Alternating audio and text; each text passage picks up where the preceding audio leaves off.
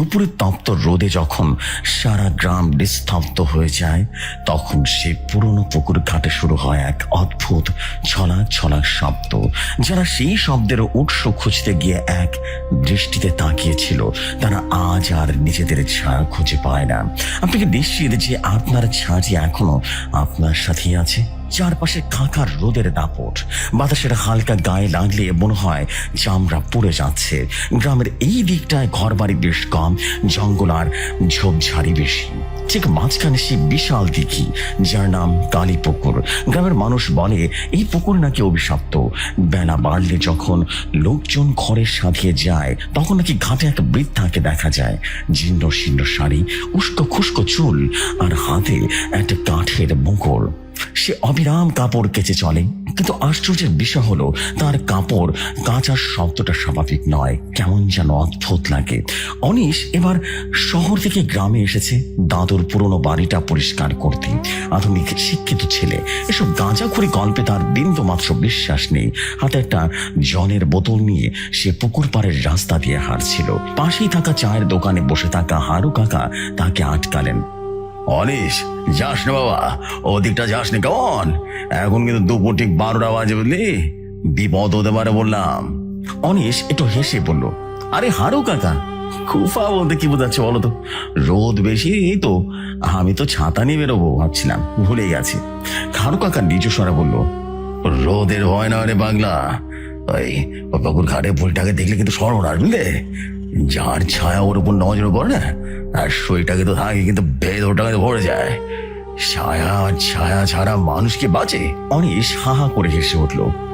কাউকে ভয় দেখানোর জন্য এই গল্প ভালো, কিন্তু আমি বিজ্ঞান মনস্ক মানুষ, এসব মাথায় ঢোকে না। চলি কাকা। অনিশ রীতিমতো হাঁটতে হাঁটতে পুকুর পাড়ে চলে এলো। বড় বড় বট গাছগুলো পুকুর পাড়কে ঘিরে রেখেছে, বাতাসের ছিটে ফোটাও নেই। হঠাৎ কান পাতলো অনিশ। দুপুরের কোথাও কাপড় কাচার শব্দ হচ্ছে, প্যাচ প্যাচ আছাড় দেওয়ার শব্দ। অনিশের মনে পড়লো হারু কাকার কথা, সত্যি কি কেউ আছে ওখানে? কৌতূহল মানুষের বড় শত্রু। অনিশ পা টিপে টিপে পুকুর ঘাটের দিকে এগোতে লাগলো। ঘাটের সিঁড়িতে বসে আছে এক শীর্ণ গায়ে বৃদ্ধা, পরের ধবধবে সাদা খান, কিন্তু সেই সাদা রঙের মধ্যে যেন ধূসর মলিনতা মিশে আছে। সে ঝুঁকে পড়ে এক কালো কালো রঙের কাপড় পুকুরের জলে চুবিয়ে পাথরের উপর আছাড় বাঁধছে। অনিশ দাঁড়িয়ে দাঁড়িয়ে দেখছে। বৃদ্ধার নড়াচড়গুলো খুবই অদ্ভুত। হঠাৎ করে অনিশ খেয়াল করলো সূর্যের আলো তার ঠিক মাথার উপরে, অথচ তার নিজের শরীরের ছায়াটা যেখানে পড়ার কথা সেখানে সেটা নেই। সে নিজের হাত পা নাড়ালো, কিন্তু মাটিতে কালো আবরটা তৈরি হলো না। একটা তীব্র ঠান্ডা স্রোত তার মেরুদণ্ড দিয়ে নেমে গেল। সে আবার পুকুর ঘাটের দিকে তাকালো। বুড়িটা এখন আর কাপড় কাচ্ছে না, সে স্থির হয়ে বসে আছে। অনিশ রীতিমতো চিৎকার দিয়ে বলতে চাইলো, কে আপনি? কিন্তু গলা দিয়ে কোনো স্বর বের হলো না। তার মনে হলো বাতাসের সব অক্সিজেন কেউ যেন শুষে নিয়েছে। বুড়িটা ধীরে ধীরে মাথা ঘোরালো, তার মুখটা কুচকানো, চামড়ায় ভর্তি, কিন্তু চোখ দুটো টকটকে লাল। সেই চোখে মুখে কোনো মায়া নেই, আছে এক আদিম খিদে।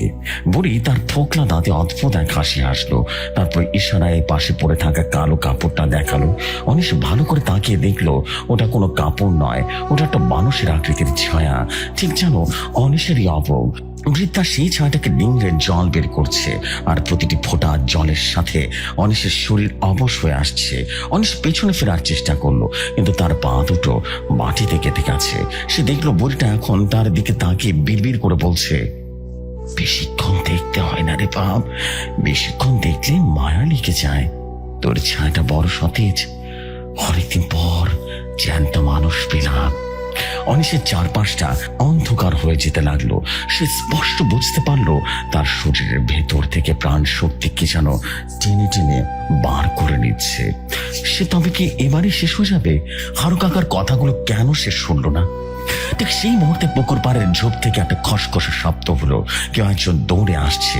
অনিশ ঝাপসা চোখে দেখলো এক ছায়ার মতো হাত থেকে নিজেকে বাঁচানোর লড়াই মাত্র শুরু করেছে। কিন্তু এই লড়াই কি বাস্তবের, নাকি তার নিজের মনের কোনো বিভ্রম? বৃদ্ধা এখন ঘাটের সিঁড়ি বেয়ে উঠতে শুরু করেছে। তার হাতের সেই কালো কাপড়টা, অনিশের ছায়া এখন মাটির সাথে উপরে সাপের মতো কিলবিল করছে। ছেড়ে দিন আমাকে, আমি কি করেছি আপনার? অনিশ কোনো মতে ফিসফিস করে বলল। বইটা থামলো, তার গলার আওয়াজ ঠিক যেন শুকনো পাতার মতো। তুই দেখলি কেন? যারা দেখে তাদের সবটুকু দিয়ে দিতে হয়, এইটুকুর অনেক ছায়া জমে আছে, তুইও থাকবি।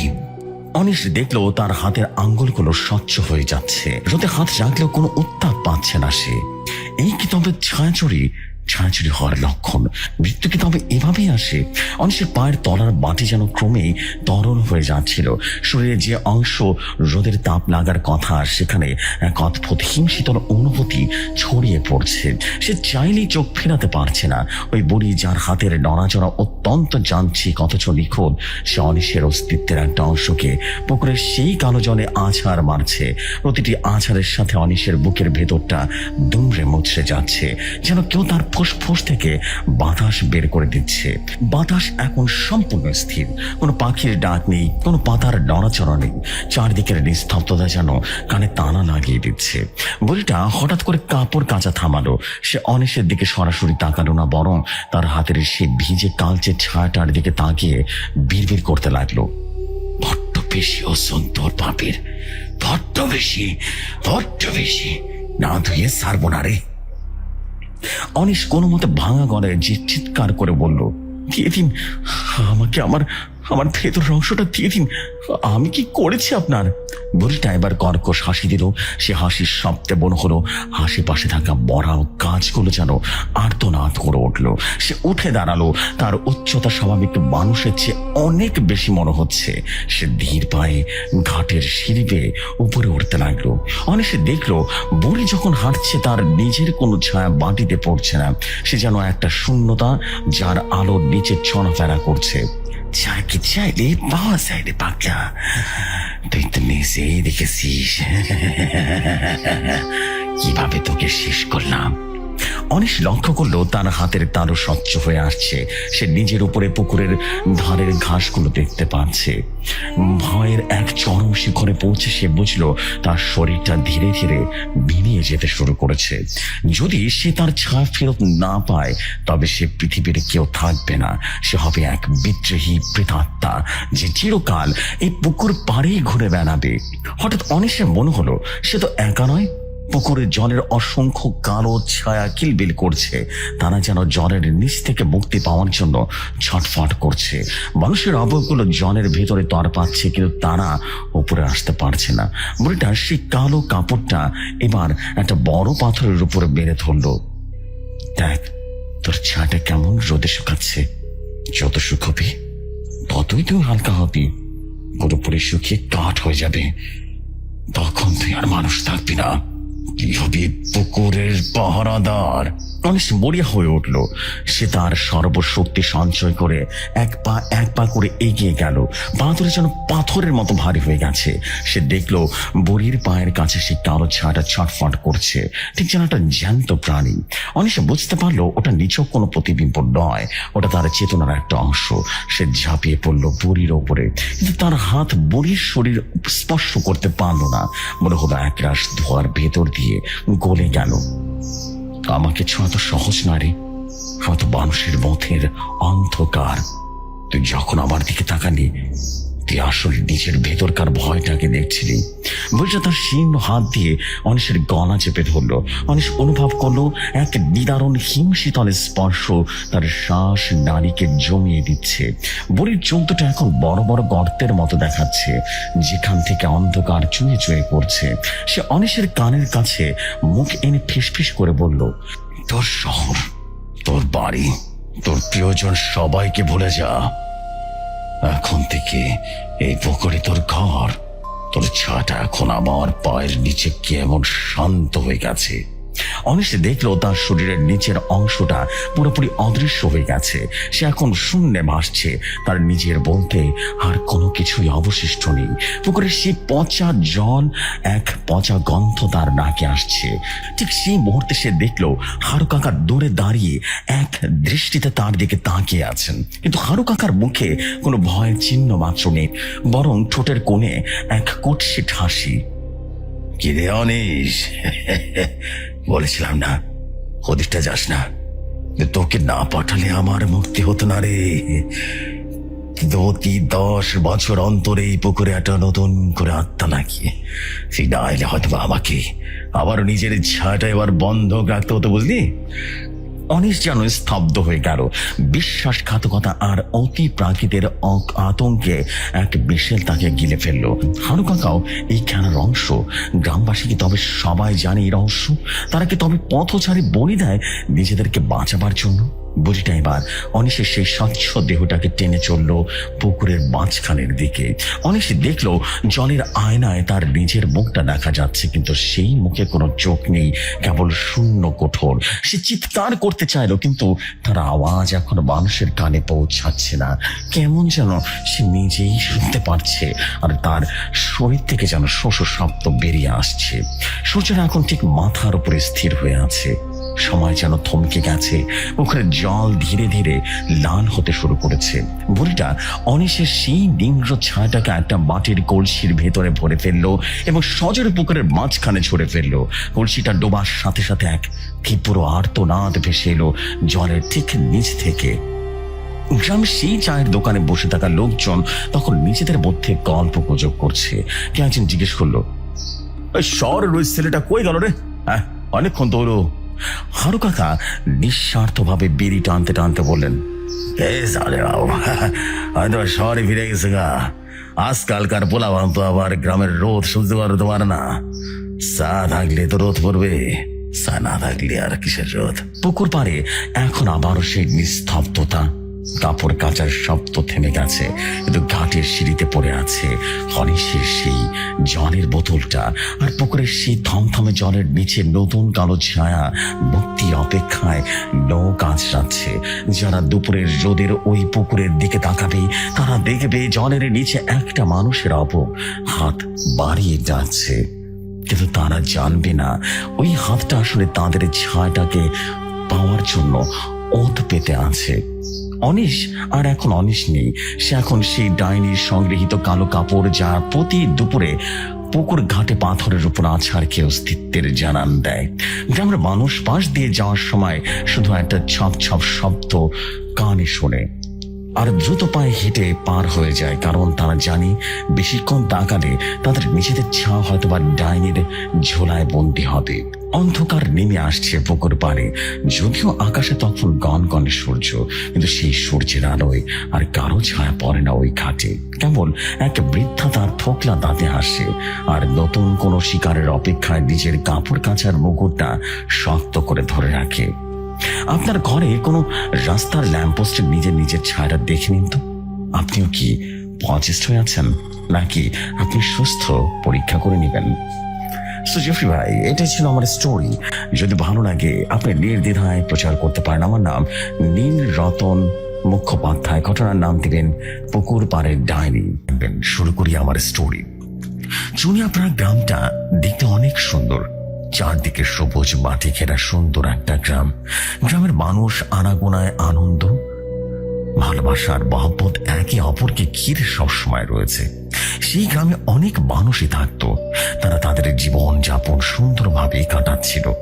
হঠাৎ কোন একদিন তাদের গ্রামে এক রাখাল তার গরু ছাগল নিয়ে মাঠে ঘাস খাওয়াতে নিয়ে গেল। রাখালটি গরু ছাগল মাঠে ঘাস খাচ্ছে এবং ঘোরাঘুরি করছে। রাখালটা একটা আম গাছের নিচে বসে রয়েছে। অনেকক্ষণ ধরেই তার গরু ছাগল মাঠে ঘাস খাচ্ছে। রাখালটা তার নিজের মনে গাছের সে গোড়ায় হেলান দিয়ে বসেছিল।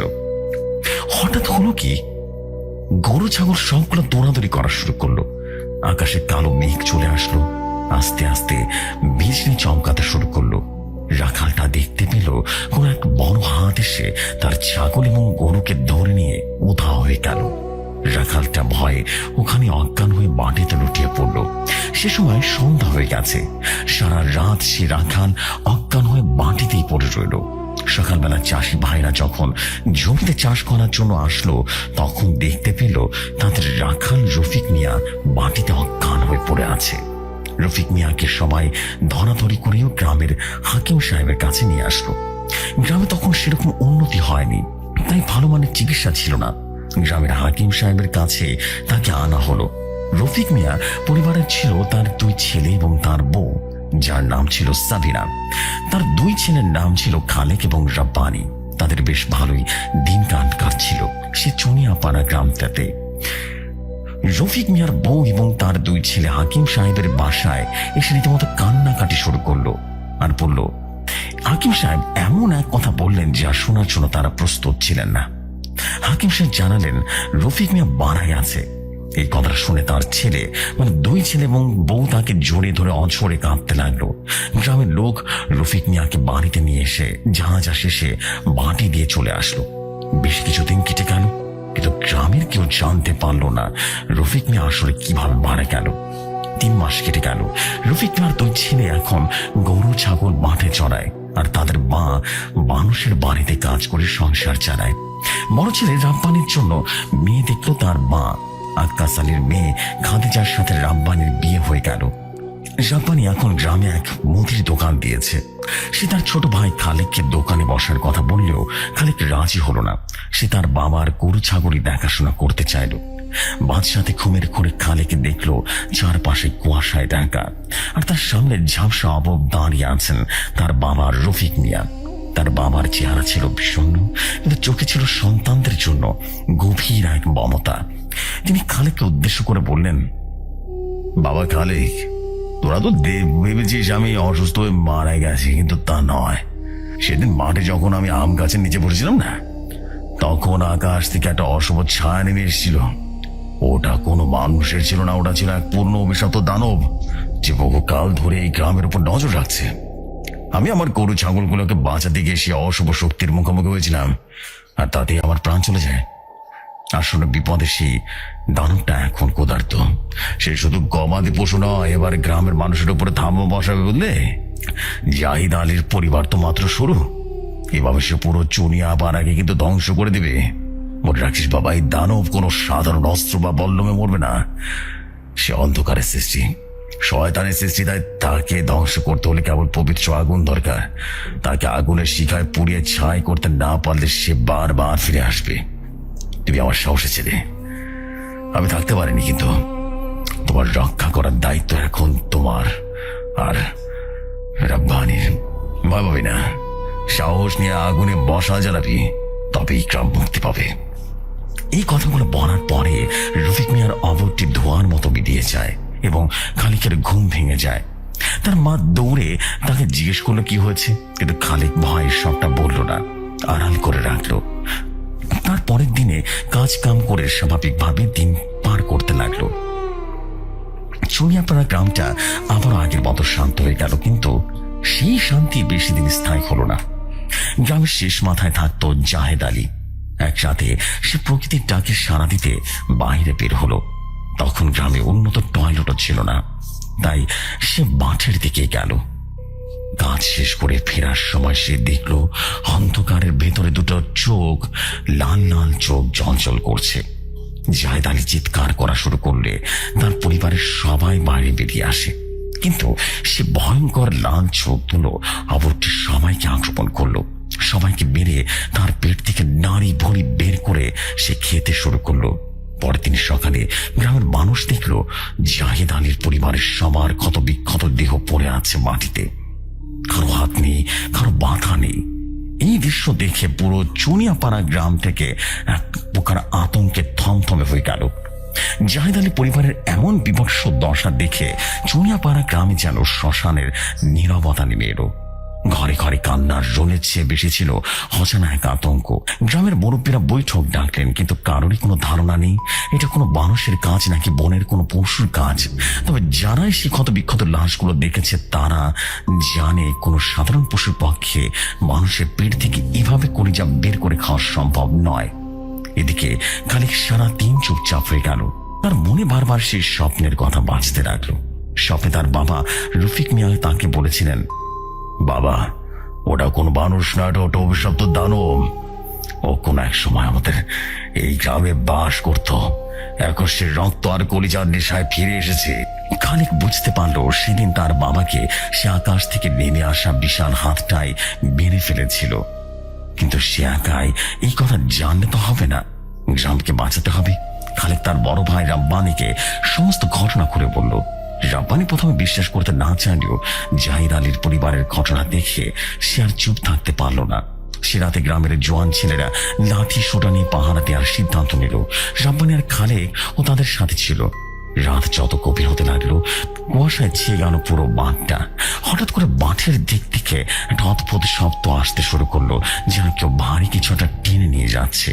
সবাই টর্চের আলো ফেলতে দেখলো গ্রামের পুরনো সেই আম গাছটার নিচে দাঁড়িয়ে আছে সে ভয়ঙ্কর আপন।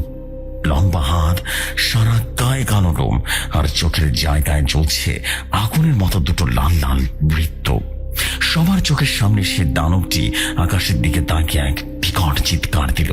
সেই চিৎকারে যেন পুরো গ্রামটা কেঁপে উঠল। গ্রামের ছেলেরা ভয় পিছিয়ে আসলো। খালিক দেখলো সে দানবটি সরাসরি তাদের বাড়ি থেকে এগোচ্ছে। তার মা আর ভাবি বাড়িতে একা। খালিক চিৎকার করে বলল, ভাইয়া, ওটা ওটা আমাদের বাড়ি থেকে তো যাচ্ছে। রাব্বানি আর খালে কোনো কিছু না ভেবে পুরো গ্রামের মানুষকে যখন ভয় ভয় পাথর হয়ে আছে, তখন খালেক আর রাব্বানি পাগলের মতো তাদের বাড়ির দিকে দৌড়াতে লাগলো। দানবটা যখন বাড়ির আঙিনায় পা রেখেছে, ঠিক তখনই খালেক তার বাবার স্বপ্নে একটা কথা বলল। স্বপ্নে রফিক মিয়া বলেছিলেন ওটা অন্ধকারের সত্ত্বেও ওটাকে মারতে হলে আগুনের দরকার, পবিত্র আগুন। খালেক চিৎকার করে রাব্বানিকে বলল, ভাইয়া, কেরোসিনের আগুনটা নিয়ে আসো, ওটা ছাড়া কোনোভাবে ওকে থামানো যাবে না। রাব্বানি দৌড়ে গিয়ে দোকান থেকে এক টিন কেরোসিন তেল নিয়ে আসলো। দানবটা তখন তাদের ঘরের দরজা প্রায় ভেঙে ফেলেছে। ভেতরে খাদিজা আর তাদের মা ভয় চিৎকার করছে। খালিক হাতের বল্লমটা দিয়ে দানবটার পিঠে আঘাত করলো, কিন্তু তাতে কিছুই হলো না। দানবটা ঘুরে দাঁড়ালে সে ভয়ঙ্কর লাল চোখ থেকে রীতিমতো খালিকের কলিজা কেঁপে উঠল। ঠিক সেই মুহূর্তে রাব্বানির কেরোসিন টিনটা দানবটার গায়ে ছুঁয়ে মারল এবং খালিক আর এক মুহূর্ত দেরি না করে হাতের বসালটা দানবটার দিকে ছুঁড়ে মারল। মুহূর্তের মধ্যে আগুন দাও দাও করে জ্বলে উঠল। আগুনের শিখা শরীরে লাগতেই সে অশরীরী দানবটি এক অমানসিক চিৎকার করে উঠল। তার সেই চিৎকারে গ্রামের অনেকে বেহুশ হয়ে গেল, এতটা বিভৎস সেই চিৎকার ছিল। আগুনে পুড়ে সে দানব জিনটা আস্তে আস্তে ছাই হয়ে মাটিতে মিশে যেতে লাগলো। ধীরে ধীরে আকাশের সেই কালো মেঘ কেটে গেল, ভোরের আলো ফুটতে শুরু করলো। সকাল হওয়ার পর গ্রামের সবাই দেখলো সে আম গাছের নিচে আর কোনো অন্ধকার নেই।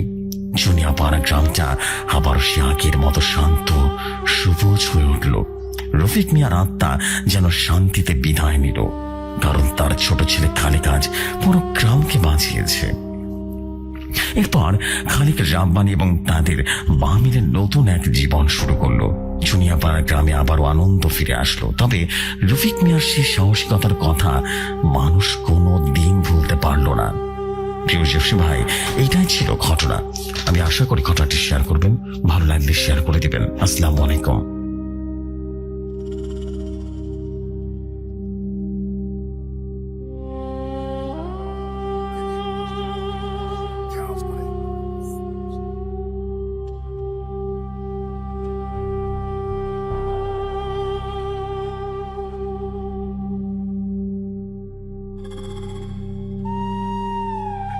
গোলাম রাব্বানি ভাই, আপনার স্টোরিটা যথেষ্ট পরিমাণ স্মুথ একটা স্টোরি ছিল, খুব সুন্দর, দারুণ স্টোরি। আমার কাছে খুব ভালো লেগেছে, বিশ্বাস করুন, আসলে ভালো লেগেছে। দ্যাটস কিন্তু শেয়ার করে দিলাম, খুব সুন্দর। অ্যান্ড আই বিলিভ দ্যাট আমাদের সবার কাছে ভালো লেগেছে, আমার কাছে ভালো লেগেছে, আপনার কাছে ভালো লেগেছে, সবার কাছে ভালো লেগেছে, ইজন্ট ইট? আপনারা সবাই কমেন্ট করে জানাবেন, বিকজ আপনাদের কমেন্ট এত সুন্দর হয়। কখনো কখনো কমেন্ট শুনলে, মানে কমেন্ট যখন পড়ি তখনই মানে হালকা হয়ে যায় মনটা। এত সুন্দর সুন্দর কমেন্ট লেখেন আপনারা, মাশাআল্লাহ। আপনাদের অনেক অনেক অভিবাদন জানাই এই জন্য। আমি এখন যেটা করব সেটা হচ্ছে নেক্সট স্টোরিতে যাবো। যাওয়ার আগে আপনাদেরকে বলবো, আপনারাও অনেক ঘটনা পাঠাচ্ছেন, একটু ধৈর্য ধরবেন, বিকজ আলটিমেটলি আমি একটু ব্যস্ততার মধ্যে থাকি বলে হয়তো বা একটু ঘটনা সিলেক্ট করতে একটু সময় লেগে যায়। বাট কোনো চিন্তা করবেন না, আমি যেহেতু আছি আপনার সমস্ত ঘটনায় শেয়ার করা হবে। এবং 1000তম এপিসোডের রেকর্ডিং অলমোস্ট ডান। আমার আরো কিছু স্টোরি কাটছাট করতে হয়েছে, এই জন্য একটু সময় লাগছে। মানে 100টা স্টোরি একটা এপিসোডে চালানোটা যে কতটা টাফ ছিল এখন বুঝতে পারছি। It's a vary tough decision and সেটা প্লে করতে গিয়ে আমার অবস্থা খারাপ হয়ে যাচ্ছে, বিকজ লং স্টোরি ধরাই যাচ্ছে না। লং স্টোরি ধরলে ওইদিকে ডিউরেশন বেড়ে যাচ্ছে। এই কাটছাট করে আমাকে শর্ট স্টোরিগুলো, ইভেন শর্ট বলতে 7-8 মিনিট বা 10 মিনিটের স্টোরিগুলোকে আমাকে প্রাধান্য দিতে হচ্ছে। I have nothing to do basically. So আশা করি আপনারা বুঝতে পেরেছেন। এনিওয়েজ, আমি এখন যেটা করবো সেটা হচ্ছে দেরি না করে চলে যাচ্ছি পরবর্তী স্টোরিতে। আশা করি পরবর্তী স্টোরি আপনাদের কাছে ভালো লাগবে। যত দ্রুত সম্ভব আপনারা কমেন্ট করেন। আশা করি সমস্ত কমেন্টের উত্তরও আমি ইনশাল্লাহ আগামী পর্বে বা আগামীকাল দেব। চলে যাই ঘটনায়।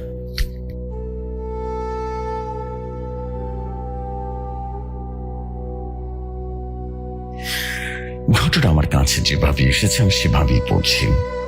যখন রাতের নিস্তব্ধ আপনার কানের পর্দায় সজোরে আঘাত করবে আর অনুভব করবেন আপনার বুকের উপরে চেপে বসেছে এক অন্ধকার, তখন বুঝবেন পালানোর কোনো পথ নেই।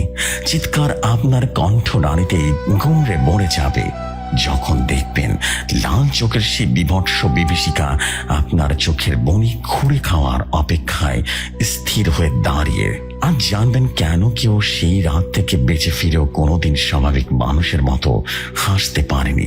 পুরনো ঢাকার এই পুরনো দালানগুলোর ভেতরে অদ্ভুত এক গুমট গন্ধ আছে।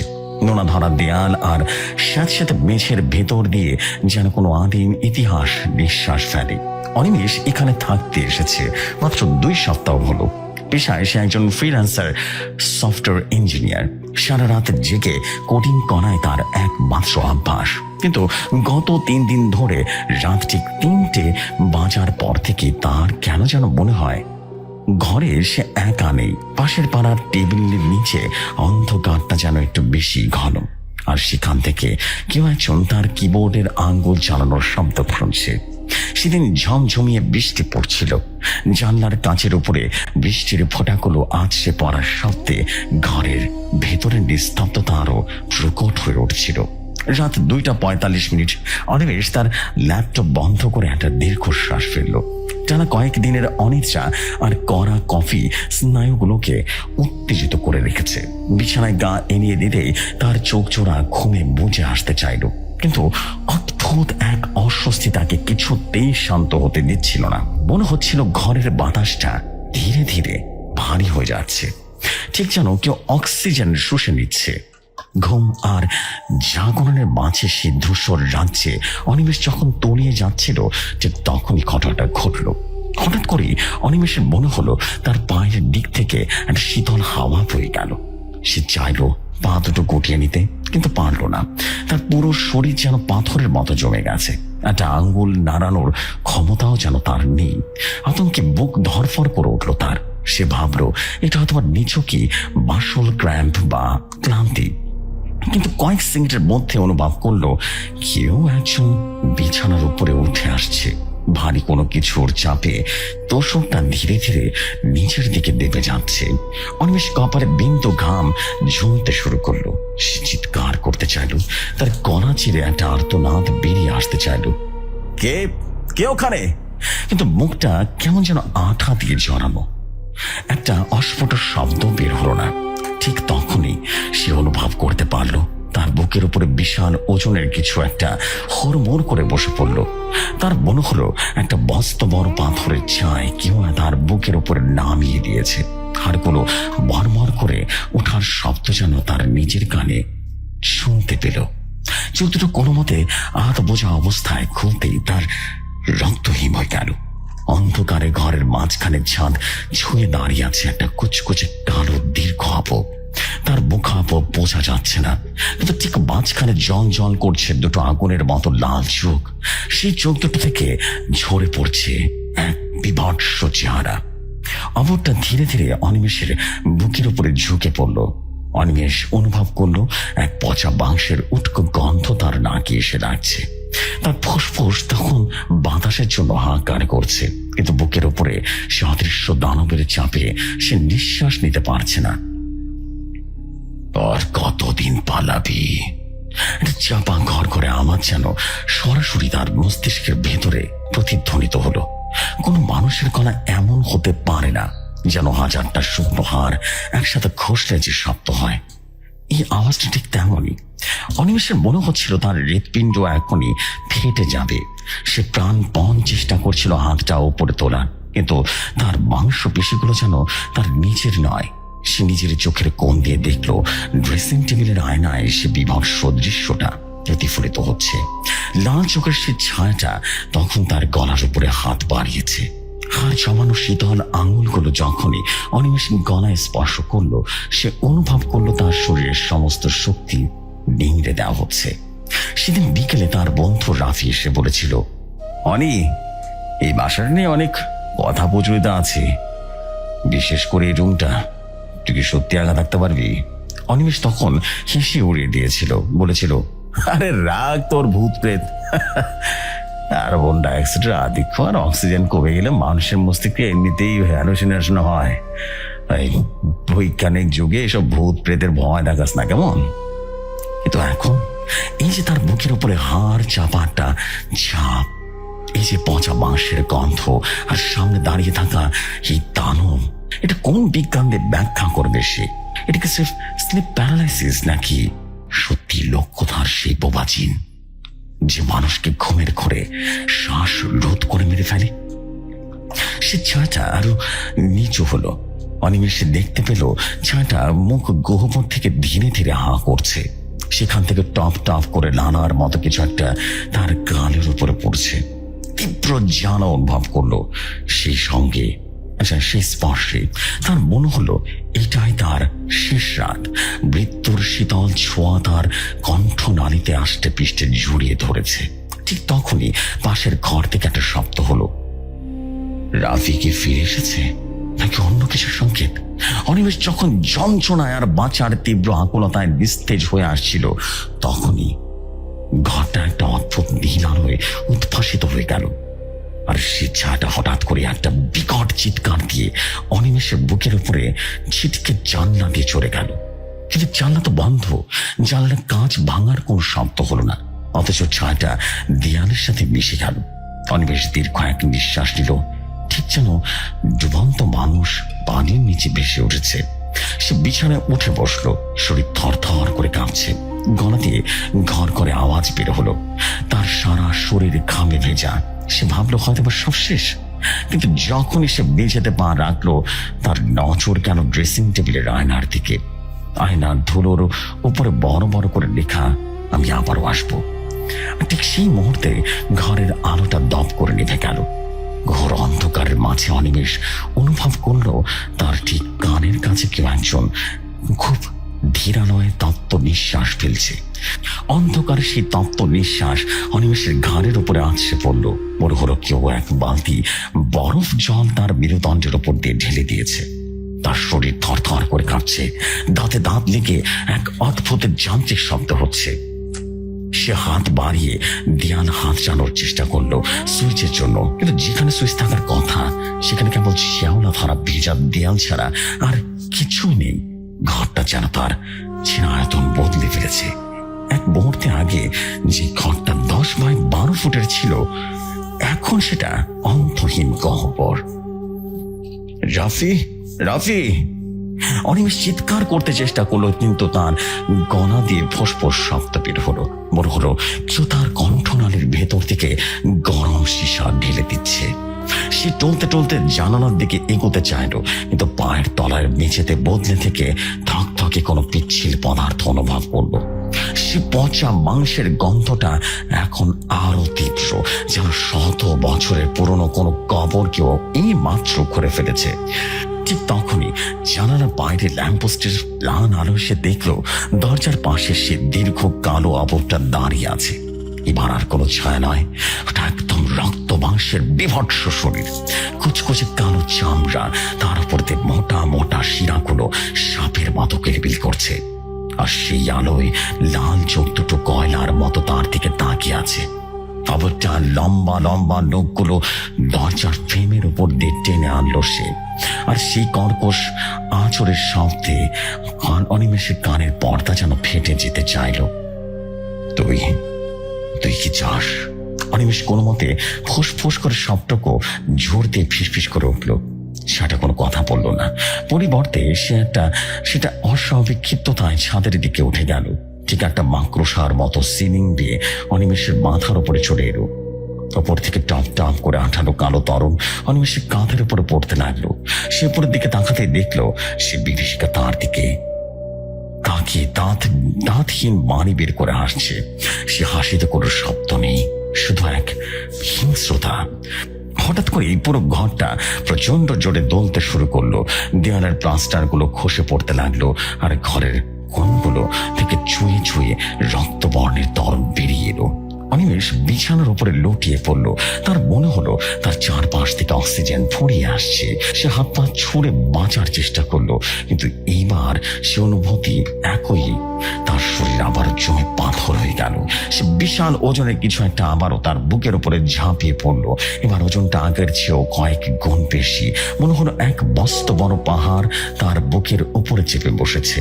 অনিমেষ অনুভব করলো তার বুকের হাড়গুলো একটা একটা করে ভেঙে পড়ছে। যন্ত্রণায় তার চোখের মনি উল্টে যাওয়ার উপক্রম হলো। সে লাল চোখের দানবটা তার মুখের একদম কাছে এসে থামলো। তার নিঃশ্বাসের দুর্গন্ধে অনিমেষের পাকস্থলী ওলট পালট হয়ে বমি আসতে চাইলো, কিন্তু সে মুখ নাড়ানোর ক্ষমতাও হারিয়ে ফেলেছে। দানবটা তার একটা লম্বা নখ অনিমেষের চোখের খুব কাছে নিয়ে এলো। খুব ধীরা নয়, যেন সময় নিয়ে সে অনিমেষের আতঙ্ক উপভোগ করছে। তারপর একটা কর্কশ গলায় হাসলো। সে হাসিটা কোনো ভৌতিক নয়, সাক্ষাৎ মৃত্যু। তোর কণ্ঠস্বরটা আমি দিয়ে দিব অনিমেষ, যেন কোনোদিন কোনো শব্দ উচ্চারণ করতে পারবি না। তোর চিৎকারগুলো তোর বুকের ভেতরেই পচে মরবে। আওয়াজটা যেন দেয়ালের ভেতর থেকে উঠে আসছে। ঠিক সেই মুহূর্তে দরজায় সজোরে ধাক্কা পড়লো। অনি দরজা খোল, তুই কার সাথে কথা বলছিস? রাফির গলা। অনিমেষের মনে হলো সে আশার আলো দেখছে। সে প্রাণপণে রাফিকে উত্তর দিল, কিন্তু তার জিভটা আড়ষ্ট হয়ে গেল। সে দেখলো দরজার পাশ থেকে রাফি কুঠোর দিয়ে দরজা ভাঙার চেষ্টা করছে। একটা সময় দরজাটা বড়মড় করে ভেঙেও গেল। রাফি ঘরে ঢুকলো হাতে এক টর্চ নিয়ে, কিন্তু টর্চের আলোয় অনিমেষের দিকে পড়তে রাফি চিৎকার করে পিছিয়ে গেল। রাফির চোখে যা ধরা পড়লো তা ভয়াবহ। সে দেখলো অনিমেষ বিছানায় শুয়ে রীতিমতো বাতাসের সাথে যুদ্ধ করছে। তার গলার চারপাশটা কুচকুচে কালো হয়ে আছে, ঠিক যেন কেউ হাত দিয়ে গলাটা টিপে ধরেছে, কিন্তু সেখানে কেউ নেই। অথচ অনিমেষের বুকের উপরে তোষকটা দেবে আছে, যেন অদৃশ্যভাবে কেউ সেখানে বসে তার কলিজা খুব লেখাচ্ছে। রাফি বাঁচা আমাকে। অনিমেষের চোখের চাহনি আকুতিটা যেন থাকলেও মুখে কোনো শব্দ বের হলো না। হঠাৎ করে ঘরের কোণে থাকা সে ড্রেসিং টেবিলের আয়নাটা চোরবার হয়ে গেল ভেঙে, আর সেই ভাঙা কাচের টুকরো অনিমেষ দেখতে পেল সে লাল চোখের ছায়াটাকে। হাজার হাজার লাল চোখ চারপাশ থেকে ঘিরে ধরছে তাকে। রাফি পাগলের মতো অনিমেষকে টেনে বিছানা থেকে নামাবার চেষ্টা করলো, কিন্তু অনিমেষের শরীর যেন বেছের সাথে চুইংগামের মতো আটকে আছে। অনি, তুই আমার দিকে তাকা, কিচ্ছু হয়নি, সব তোর মনের ভুল, ওঠ। রাফি রীতিমতো চিৎকার করে উঠলো, কিন্তু ঠিক সেই মুহূর্তে নিজেও রাফি অনুভব করলো কেউ একজন তার পা দুটো নিচ থেকে শক্ত করে চেপে ধরেছে। রাফি নিচের দিকে তাকিয়ে দেখলো বেঁচে থেকে কালো আর চিরচিরে দ্রুত হাত বেরিয়ে এসে তার পা দুটো আঁকড়ে ধরেছে। সে আর্তনাদ করে মেঝেতে আছড়ে পড়লো, আর ঘরের তাপমাত্রা ঠান্ডা হয়ে গেল। অনিমেষ দেখলো সেই লাল চোখের ছাটা এবার তার খুব কাছে এসে মুখে এনে নিচু গলায় ফিসফিস করে বলল, কেউ বাঁচে না অনিমেষ। যারা এই ঘরে অন্ধকার দেখেছিল তারা সবাই নিঃশব্দ হয়ে গেছে, তুই হবি। অনিমেষ শরীরটার সমস্ত শক্তি দিয়ে তখন নিঃশেষিত। সে অনুভব করতে পারলো তার হৃৎপিণ্ডটা এবার খুব জোরে জোরে ধক ধক করে থেমে গেল। এক তীব্র যন্ত্রণা তার পুরো শরীরে ছড়িয়ে পড়লো। সে দেখলো রাফি মেঝের উপরে পড়ে গোঙাচ্ছে, আর সে ডাজিটা ধীরে ধীরে অনিমেষের মুখের ভেতরে তার কালো হাতটা ঢুকিয়ে দিচ্ছে। আর মনে হলো তার আত্মাটা কেউ শরীর থেকে ছিঁড়ে বের করে নিচ্ছে। পরদিন সকালে পুলিশ যখন দরজা ভেঙে ভেতরে ঢুকলো তখন এক বিভৎস দৃশ্য দেখলো। ঘরটা একদম পরিপাটি, কোথাও কোনো ধস্তাধস্তির চিহ্ন মাত্র নেই, কিন্তু বিছানার উপরে পড়ে আছে অনিমেষের নিথর শরীর আর চোখ দুটো খোলা, আর তাতে জমাট বেঁধে আছে সীমাহীন এক আতঙ্ক। ড্রেসিং টেবিলের আয়না অক্ষত, কিন্তু তার উপরে ধুলোয় লেখা সে ডাইনটা তখনও জ্বলজ্বল করছে। আমি আবারও আসবো। রাফিকে পাওয়া গেল ঘরের একটা কোণে। সে ধর ধর করে কাঁপছিল, তার চোখ দুটো রক্ত বর্ণের হয়ে গেছে। পুলিশ তাকে হাজারো প্রশ্ন করলো, কিন্তু রাফি একটাও শব্দ উচ্চারণ করতে পারলো না। সে শুধু পাগলের মতো নিজের গলার দিকে হাত দিয়ে দেখাচ্ছিল। ডাক্তাররা পরীক্ষা করে দেখলেন রাফির কণ্ঠনালীর স্নায়ুগুলো এক অজ্ঞাত কারণে পুরোপুরি অবশ হয়ে গেছে। সে এখন জীবন্ত এক লাশ, যে চাইলেও আর কোনো দিন সেই রাতের বিভীষিকা কাউকে বলতে পারবে না। সবচেয়ে অদ্ভুত বিষয় হলো অনিমেষের ময়না তদন্তের রিপোর্ট দেখা গেল তার মৃত্যুর কারণ শ্বাসরোধ, কিন্তু তার গলার বাইরে কোনো দাগ ছিল না। তার ফুসফুসটা এমন ভাবে সংকুচিত হয়ে গিয়েছিল যেন বিশাল ওজনের কোনো পাথর তার বুকের উপরে ঘন্টার পর ঘন্টা বসিয়ে রাখা হয়েছিল। আজও সেই পুরনো দালানের সেই ঘরটা তালাবদ্ধ। আশেপাশে মানুষ বলে মাঝ রাতে নাকি সেই ঘর থেকে কান্নার আওয়াজ পাওয়া যায়, কিন্তু সে কান্না কোনো স্বর নেই, সেটা একটা বোবা হাহাকার। আর মাঝে মাঝে অন্ধকার রাতে জানালার কাঁচের ওপাশে দুটো লাল আগুনের গোলক জল জল করতে দেখা যায়, যেন নতুন কোনো শিকারের অপেক্ষায় ওত পেতে আছে সে অন্ধকার। যারা সেই লাল চোখের দিকে তাকায় তারা জানে এই নিঃশব্দ ছায়া হাত থেকে কোনো বিজ্ঞান, কোনো যুক্তি বা কোনো মানুষ রক্ষা করতে পারে না। অন্ধকার যখন আপনার বুকের উপরে চেপে বসবে তখন আপনিও বুঝবেন চিৎকার করার ক্ষমতা হারানোর মৃত্যুর চেয়েও ভয়াবহ। প্রিয় ভাই, এটাই ছিল আমার স্টোরি। যদি ভালো লাগে আপনি আপনার মতো শেয়ার করে দিবেন। আসসালামু আলাইকুম। আশা করি ঘটনাটি সবার ভালো লেগেছে। আমি নীলিমা চৌধুরী। আশা করি এই বোবাজিনের ঘটনা আপনারা সবাই পছন্দ করেছেন। পছন্দ করে লাইক দিবেন এবং জানাবেন আপনাদের কেমন লেগেছে আমার এই স্টোরি। তাহলে আমি অবশ্যই নতুন কোনো স্টোরি লেখার অনুপ্রেরণা নিয়ে নতুন ঘটনা লিখব। প্রিয় ভাই, আজকে এখানেই বিদায় নিচ্ছি। আমি নীলিমা চৌধুরী। আসসালামু আলাইকুম।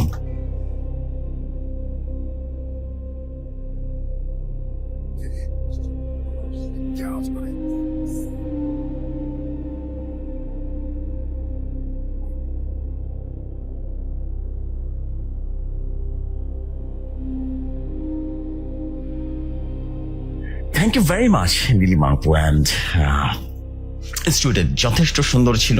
আপনাকে অনেক অভিবাদন জানাই স্টোরিটার জন্য, বিকজ স্টোরি সুন্দর হলে আসলে সবারই ভালো লাগে সেটা শুনতেও, এবং আমি যে পড়লাম আমারও ভালো লাগলো, এবং চমৎকার লেখনী আপনার ছিল। আপনাকে অনেক অনেক ধন্যবাদ এই স্টোরির জন্য। বেসিক্যালি বিকজ স্টোরি সবাই লেখে, কিন্তু কারটা কত সুন্দর হয়, কতটা গোছানো হয়, সেটা অনেক বড় একটা বিষয়, জানার বিষয়। সো আমি এতটুকু বলতে চাই যে আপনারা যারা শুনছেন তারা কিন্তু অবশ্যই আপনাদের জায়গা থেকে আপনারা জানাবেন যে কেমন হচ্ছে স্টোরিগুলো। So this is the fact. রাত গভীর হয়ে যাচ্ছে, আমার চলে যাওয়ার পালাও কিন্তু চলে এসেছে। তবে আজকে একটু আপনাদের সাথে গল্প না করে কিন্তু আমি যাব না। সো আমি এখন যেটা করতে চাই, যে আমরা এখন যেটা করবো সেটা হচ্ছে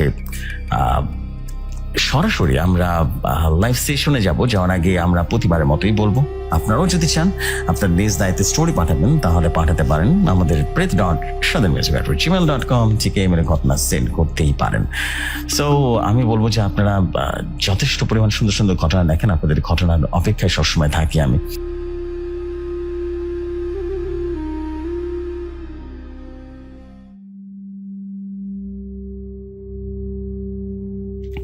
একটা পুরনো সিন্ধুকের ভেতরে শুধু ইতিহাস থাকে না, থাকে কিছু অতৃপ্ত আত্মার দীর্ঘশ্বাস। এই ডায়েরির প্রতিটা পাতায় কালির বদলে মিশে আছে রক্ত আর অভিশাপ, যা একবার খুললে বন্ধ করার ক্ষমতার সঙ্গ যমরাজেরও নেই। আপনি কি প্রস্তুত নিজের দরজায় অশরীরীকে ঢোকাবার জন্য? শহরের যান্ত্রিকতা থেকে দূরে গ্রামের শেষ প্রান্তে আমাদের পুরনো জমিদার বাড়িটা যেন একাই এক বিশাল ইতিহাস। দাদুকে আমি কখনো দেখিনি, বাবার মুখে শুনেছি তিনি নাকি খুব বড় একজন তান্ত্রিক ছিলেন। তার ঘরটা সবসময় তালাবদ্ধ থাকতো, কিন্তু আজ কৌতূহল আর সাহসের অদ্ভুত এক মিশ্রণে আমি সেই মরিচিকা ধরার দানাটা ভেঙে ভেতরে ঢুকলাম। ধুলোর আস্তরণ জমা ঘরটার ঢুকতে ব্যবসাটা গন্ধ লাগিয়ে এলো, যেন বহু বছর ধরে কেউ এখানে শ্বাস নেয়নি। ঘরের একটা কোণে রাখা সেগুন কাঠের সিন্দুকটা খুলতে পেয়ে গেলাম চামড়ায় বাঁধানো সেই ডায়েরিটা। ডায়েরির ওপরে হাত রাখতে এক মুহূর্তের জন্য মনে হলো পুরো ঘরটা কেঁপে উঠল।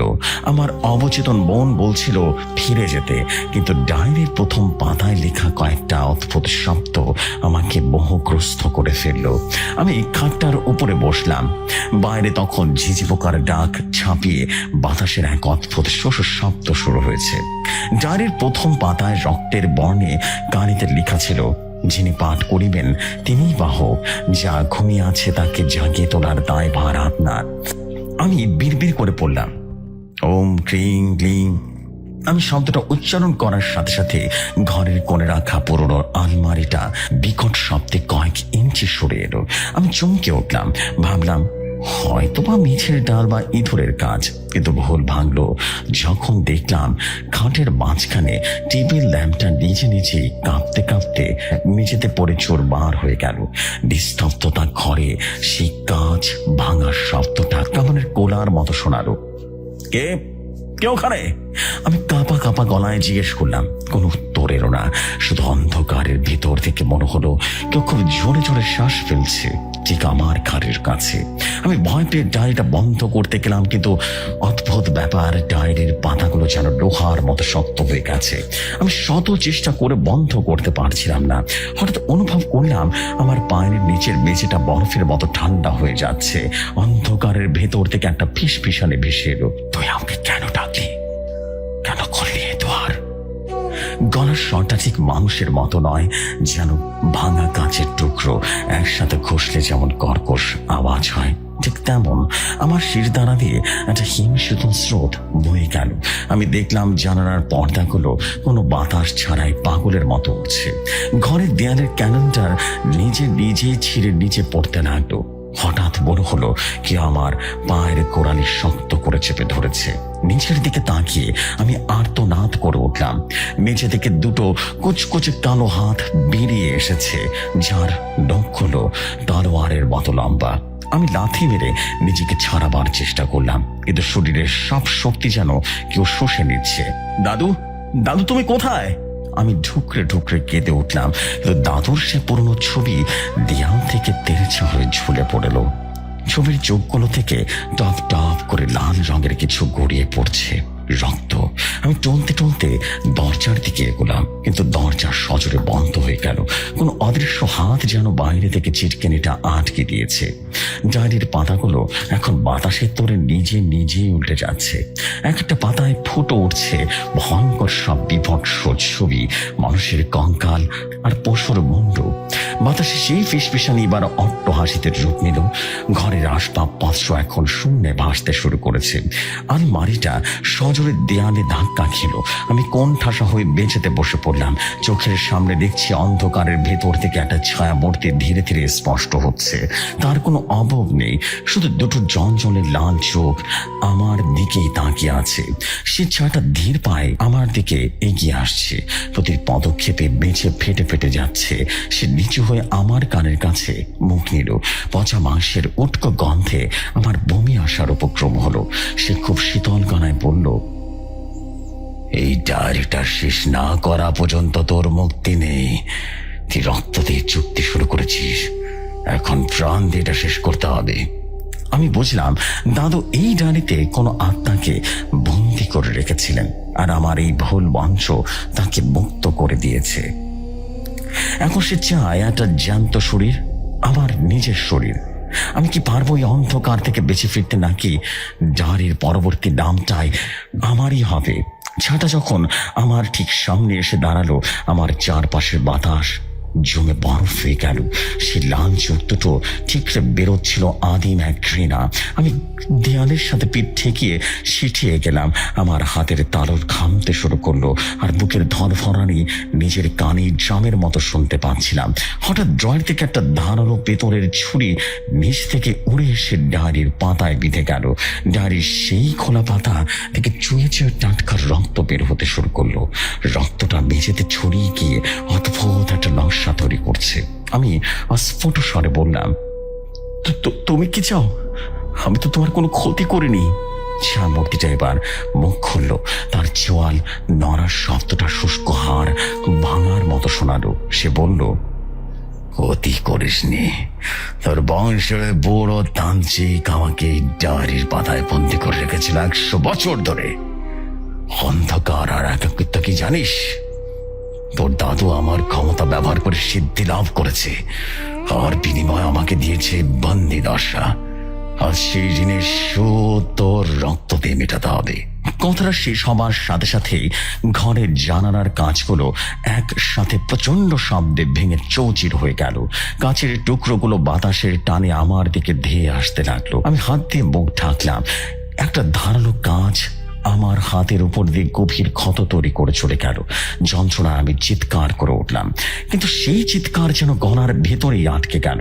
আমি দেখলাম মেঝেতে ছড়িয়ে পড়া আমার সেই রক্তগুলো অদ্ভুত ভাবে ডায়েরির পাতার দিকে টেনে টেনে নিচ্ছে। রক্তগুলো পাতায় স্পর্শ করতেই ডায়েরিটা একটা নিচে আলোয় জ্বলে উঠল। ডায়েরির ভেতর থেকে একটা কণ্ঠস্বর ভেসে এলো, যা হুবহু আমার দাদুর মতো। অনিকেত, পালা, ওটা মানুষ নয়, ওটা একটা পিশাচ। ডায়েরির শেষ পাতাটা ছিঁড়ে ফেল, ওটাই ওর প্রাণ।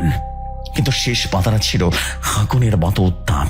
আমি যখন ওটা স্পর্শ করতে গেলাম, ছায়া মূর্তিটা একটা বিকট গর্জন করে আমার উপরে ঝাঁপিয়ে পড়লো। তার অদৃশ্য হাতগুলো আমার গলাটা চেপে ধরলো। আমি নিঃশ্বাস নিতে পারছি না। চোখের সামনে সবকিছু ঝাপসা হয়ে আসছে। অন্ধকারের ভেতর থেকে হাজার হাজার ফিসফিসানি আমাকে গ্রাস করতে আসছে। করতে হবে তোকে, আমাদের সাথে মিশে যেতে হবে অন্ধকারে। শব্দগুলো আমার মস্তিষ্কের ভেতরে হাতুড়ির মতো পিটছিল। আমি মরিয়া হয়ে পকেট থেকে একটা দেশলাই বের করলাম। দাদু বলতেন, তান্ত্রিকের অশুভ শক্তির একমাত্র শক্তি হলো এই পবিত্র আগুন। কাঁপতে কাঁপতে একটা কালি জানালাম। সেই সামান্য আলোয় ছায়া মূর্তিটা একটা মুহূর্তের জন্য থমকে গেল। সেই সুযোগে আমি ডায়েরির শেষ পাতায় আগুন ধরিয়ে দিলাম। মুহূর্তের মধ্যে পুরো ঘরটা এক পৈশাচিক চিৎকারে ভেসে এলো। আসবাবপত্রগুলো লন্ড ভন্ড হয়ে চারদিকে আছড়ে পড়তে লাগলো।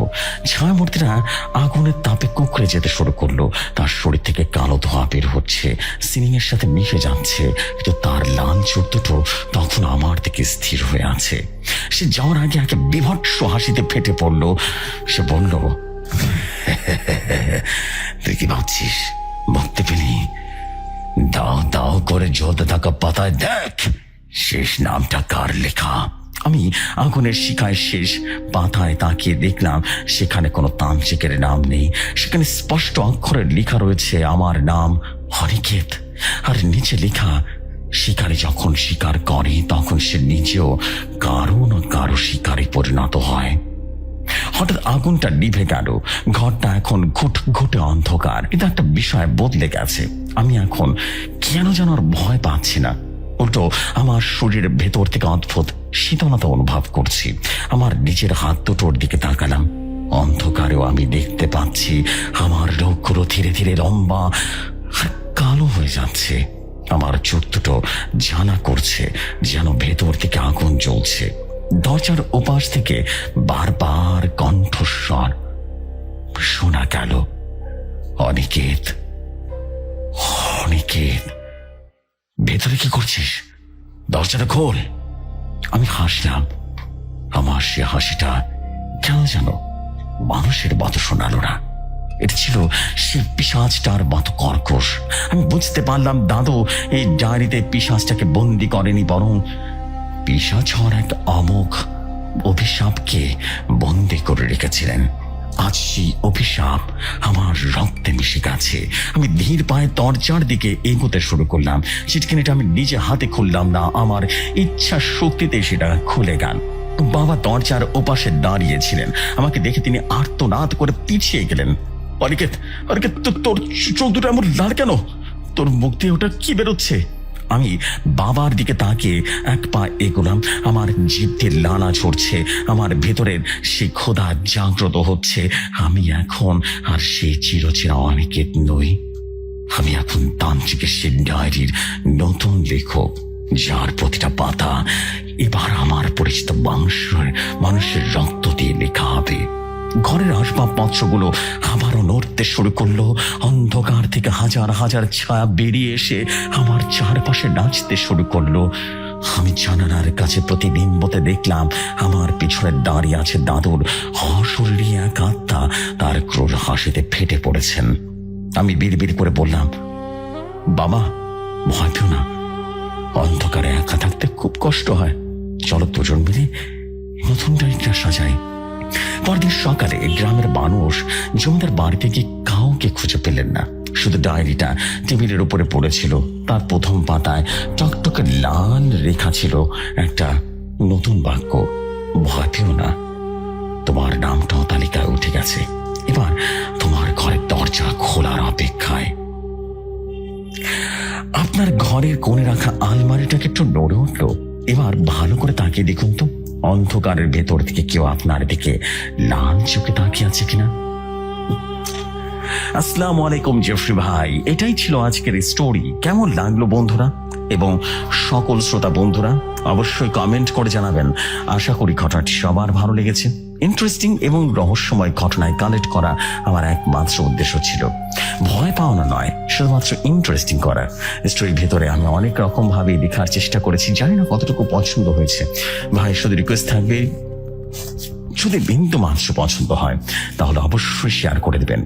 আপনার প্রতি ভালোবাসা এবং আপনার এই প্রোগ্রাম অনেক অনেক দূরে এগিয়ে যায়। আমি আরিয়ান শুভ বলছিলাম।